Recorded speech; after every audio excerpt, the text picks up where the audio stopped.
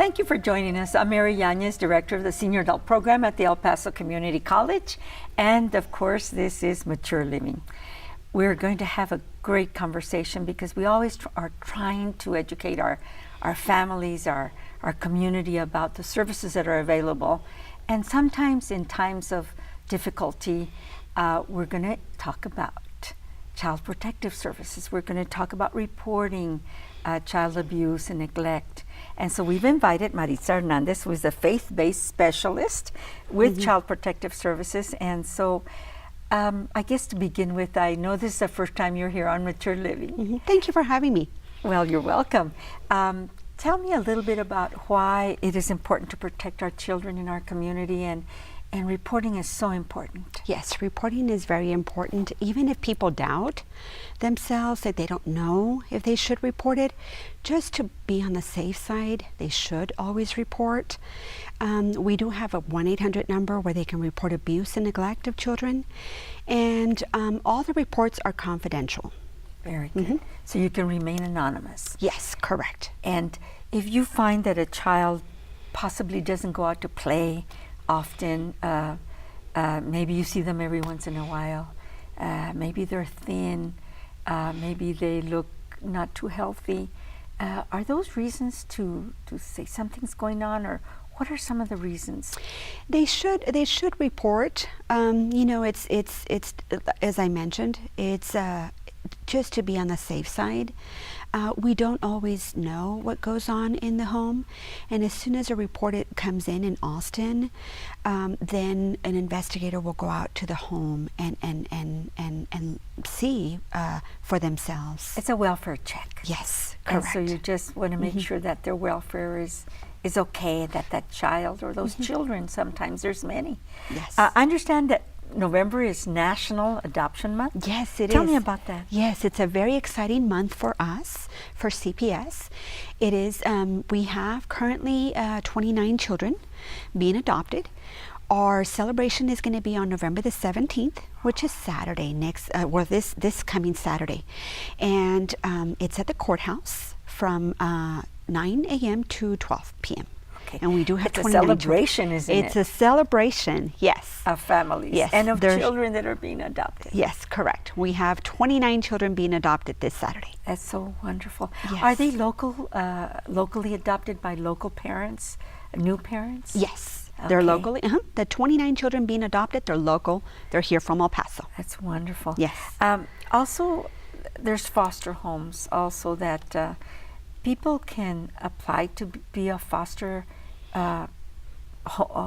parent before they get adopted or while they're going through a process. Correct. Now, many of the children go back home, right, to their parents. Tell me how that happens, and that's what we really want, is for children to go back to their natural parents and continue living. Yes, ma'am. In most cases, our children are returned to the biological parents, and we are mandated. The state of Texas is mandated to return the children home when it's possible.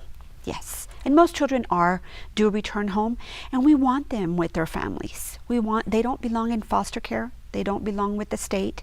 These children belong to their families. Yes. Yes. So how, if a parent possibly is making a mistake or made a mistake and maybe wants to go through rehab or parent training or whatever the parents need, and it takes a little time, the children are put in foster homes? Not always. The children may be placed with relatives. They may stay with the parents depending on the situation, or they may be placed in foster care.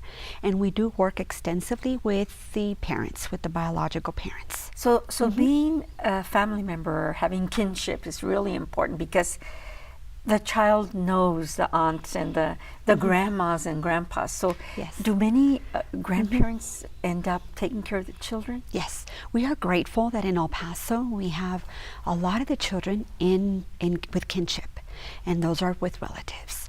And most of the time it's the grandparents that are taking on these children. And we are grateful that we have that in El Paso.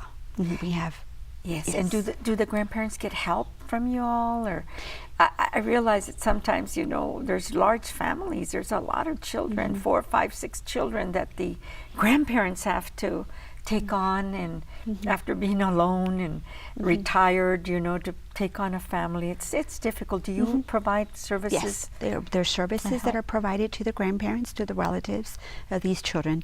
And it's not always the grandparent. It could be maybe an aunt and an uncle. It could also be a fictive kinship, which means it could be a teacher, it could be a coach, it could be a neighbor. Yes, a friend of the family. Yes, a friend of the family. And that's what you would prefer? Yes, we prefer that because the children are comfortable with the family.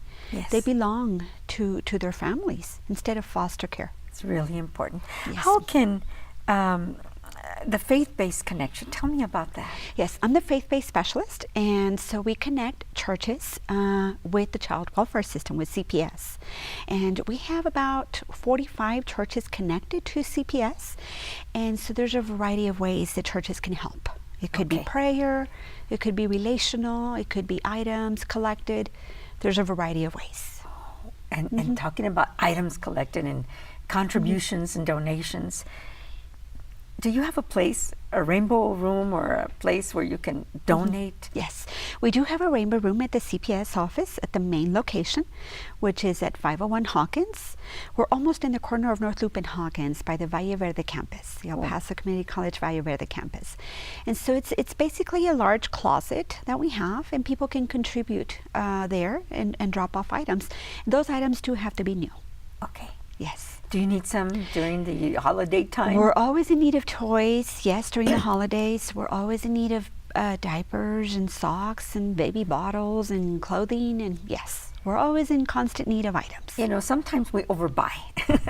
We overbuy for our grandchildren. We overbuy for ourselves, and so some of these items somebody else can use, and they're brand new. Yes. So we've got to consider to put them in a little box and drop them off, and give us the address and the phone number. Yes, of course. Where they can. Yes, we are at 501 Hawkins, and we're almost in the corner of North Loop and Hawkins by the Valle Verde campus. And we're open Monday through Friday, 8 to 5. And our phone number is 915-542-4535.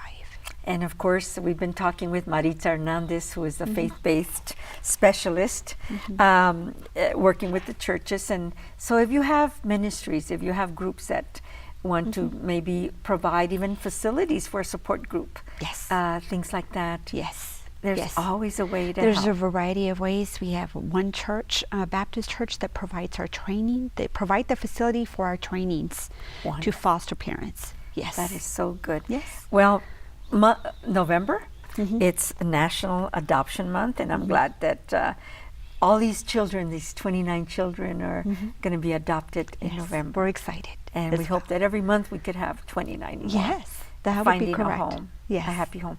Thank you for being with us, Thank you Maritza. so much for having me. We appreciate your time. Thank you. Okay, and we'll be back with more guests.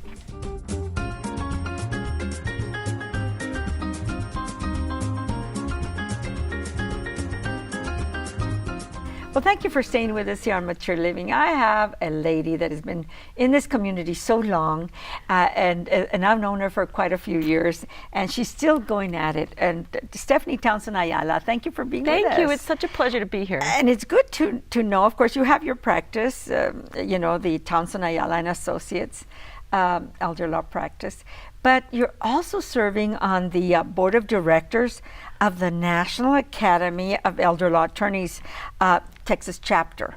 Tell me about that. And I understand you're writing, you're doing so many great things. I'm on the Academy as a board of directors, as well as the editor of the newsletter. We are fighting all the time to try to make it easier and to clear the way for Texans to get their benefits through Medicaid, Medicare services. Yes. And so we're always working. In fact, we have a litigation fund. We've had to sue the state a couple of times in the past to try to make sure that it's not too hard to access these benefits. One of the reasons that people are afraid of accessing these benefits is the state of Texas gives the impression that if you get Medicaid services for home health care or for nursing home care, that you're going to lose your home. Yes. So somebody who's 86 years old, who has bought into the American dream, paid their taxes, and followed the laws, who needs Medicaid now, is being told that they might lose their home if they get the services they need, so the medical services that they desperately need. And so we have people who are dying in misery and filth and squalor, thinking that life has to be this way, but it doesn't. Okay. And I've had people come to my office say that they were even considering suicide because they didn't want to lose their home to the Medicaid Estate Recovery Program. So what I want to do is get the word out. None of my clients have ever lost their home. If you get good care or good counseling services from an attorney beforehand, or even after, posthumously, we've still been able to save the home. Okay. No one And needs to lose the home if they plan. And you know what? They ask you to sign a document. So people are afraid to sign the document. So they'd rather not take the services that they so desperately need. But it's okay if they sign the document. That's right. I tell my clients, you sign away. You have to sign a form that the state gives you as part of your Medicaid application for STAR Plus program or long-term care services in the nursing home. It says, hey, I'm good with the state stealing my home when I die. But that's not the case at all. That's just another fear tactic that the state uses to try to get people to stop even applying for benefits. Oh my gosh. And it works. A lot of people won't apply for the benefits they so desperately needs, and we have families where their children, adult children, are bankrupting themselves to try to pay for their parents' care. But they don't have to do that. There can be so much good in our community if people would just apply for the benefits that they so desperately need and are in fact owed. These are benefits that are owed to our Yes, elderly citizens. absolutely. They've been promised that if your long-term care is more expensive than your monthly income, then Medicaid will cover the difference between the cost of your care and your income. And so what I'm trying to do is spread the word. You don't have to lose your home. If you need help bathing, toileting, dressing, eating, taking your medications at home, or if you need help in a nursing home, we can help you get Medicaid services to cover that care. Yeah, I've heard of Ladybird. What is this Ladybird deed? It's one of the methods we use to protect the home from the state Medicaid Estate Recovery Oh, I Program, or the MERP program. And so what we do is it allows somebody to carve up their interest in a home and to give a little tiny piece of the future interest in their home to their kids, their grandkids, or whomever they choose to give the home. That way, the minute they die, all of their interest combines in the person who's named in the deed, and the state of Texas can't try to steal your home. It's really the easiest way to save the home, and plus you save all the costs of a probate and possibly contentious probates, and it really makes it a lot smoother, easier transition for families when they lose somebody. That's it. You know, there's another program that I'm curious about, the STAR Plus program. That's where you can get up to 40 hours of in-home care at home. It's one of the Medicaid services for the elderly, and it also is one of the programs where the state threatens to steal your home if you get it. But this is the best way to keep people in the home. If you've done a Ladybird deed, if you've seen an attorney to talk about how to save the home, some people have just natural waivers. The Medicaid Estate Recovery Program won't apply to you if you have a surviving spouse. It won't apply to you if you have an adult child with a disability. It will not apply to you if you have an adult unmarried child living in your home at least 1 year before you pass. And so there's lots of these waivers. There's just outright waivers where the program doesn't even apply. Wow, amazing.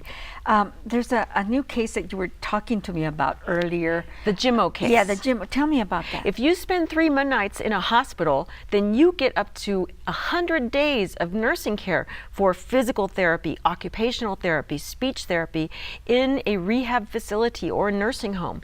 And a lot of people are being tossed out on the 20th day. So what we're trying, I'm on the National Jimmo Implementation Council through the Center for Medicare Advocacy. And so what we're trying to do is tell people you can have 100 days of therapy.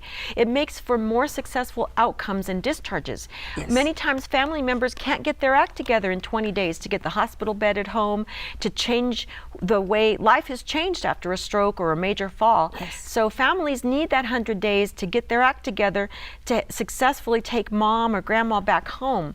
Also, mom or grandma needs that extra therapy. If you can spend 3 months getting that intensive physical, occupational occupational or speech therapy, you're going to be so much healthier when you go home. Fewer readmissions to hospitals, fewer admissions back to the nursing home. So what I'm saying is that if somebody tries to kick your loved one out after 20 days in a rehab facility, don't go. Say Jimmo and stay for another 80 days. That's wonderful. And of course, the goal is to have the person live at home or in the community where they Always. belong. Sometimes being institutionalized is very traumatic for them. What you're trading is a short-term institutionalization so that you can have a long-term successful home discharge. Wow. So how can we get a hold of you so that in case there's more questions that I have or our viewers have, tell us where to get a hold of you, where you're located. The number to call is 915-533-0007. And I'm located at 1300 North El Paso Street at the corner of El Paso and California Streets. Very good. Right near downtown. That's right. Okay.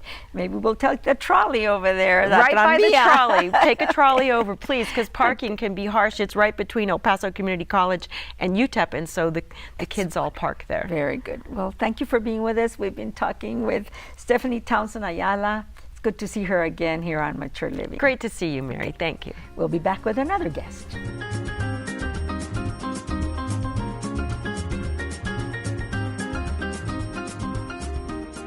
We have two more guests to introduce to you.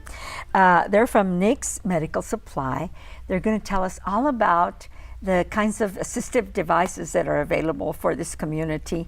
And so we've invited Grace Chimecune. Correct. Joanna Rivera. Yes. Thank you for being with us. Thank You're you. with the billing department at Nix, and you're in the marketing area. Yes. Tell me a little bit about Nix Medical Supply and what makes it so special, because I know there's quite a few out there of these medical supply companies that are doing the same thing and trying to help our elders and our families to be able to provide the kinds of maintenance to keep them healthy, to keep them from falling. Nix Medical Supply is a durable medical company where we do all kinds of medical equipment. We do wheelchair, commode, hospital beds, walkers, and our responsibility is basically to make life easy for the elderly people, and we just have beautiful staffs and employees that go out of their way to make sure we provide all the necessary equipment that they need. Where's Nix located? We're right behind Walgreens on Stanton. It's 2820 North Mesa, North Stanton Street. Okay, yes, and that's North Mesa and Stanton. And Yes. it's kind of near downtown, kind of Yes. in that area. Insurance is really important, and to know what kinds of assisted devices, durable medical equipment we can gift, or we can buy for our elders, or we can take Yes. grandma and grandpa over there to shop. Right. Tell me about how you work. Okay, with the well, kinds. we do take almost all insurances. Beginning January, we will start taking Medicare. We also take Medicaid for incontinence supplies. But we mostly do all insurances. Of course, you can contact us so we can check to see if we can take your insurance. Do you have to have a doctor's recommendation? You have to have like a doctor's order and then just bring it in, or you can easily fax it over to us. We have a fax number 915-533-0078, and that way we can just have our drivers go over and deliver. Yeah. Yeah. Tell me about delivery. Tell me about those kinds of things that people need in the home. We deliver citywide. We also go to Las Cruces, Van Horn, Alamogordo. Alamogordo.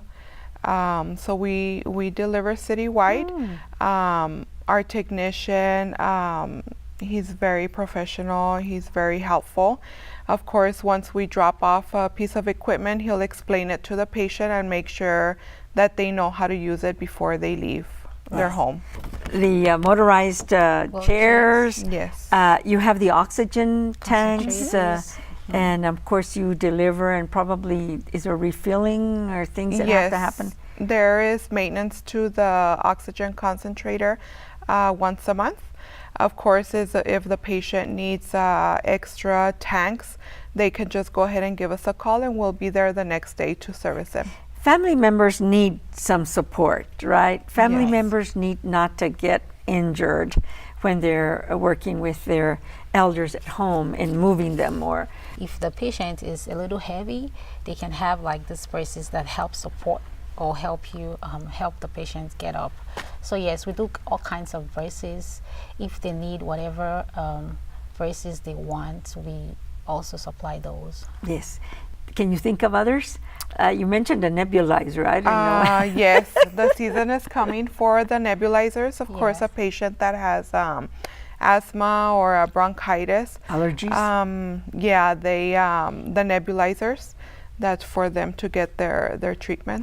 What kind of gifts can you think of that people come and ask for to give to their seniors, your supplies? We have shower chairs. Maybe they need a little assistance while taking a bath. We have canes in a lot of colors. We also have compression stockings. Stockings? Incontinence supplies, where the patient has to have Medicaid, and so if you have Medicaid, you can easily get your incontinence supplies.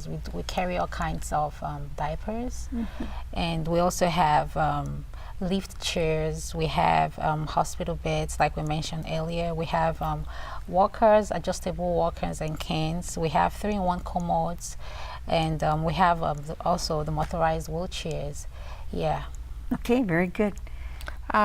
We are open Monday through Friday, 8 to 5, but we do have an on-call service 24/7.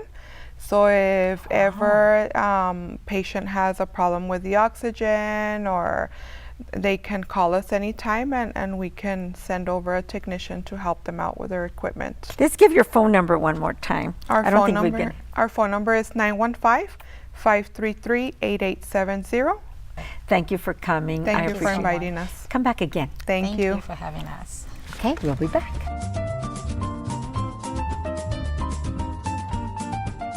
And our last guest today on Mature Living, we've invited, of course, Rafael Ramos. Thank you for being with us, Rafael. Thank you very much. He is the project director of the AARP Senior Community Service Employment Program, Yes. better called CSEP. I guess I better start getting used to that.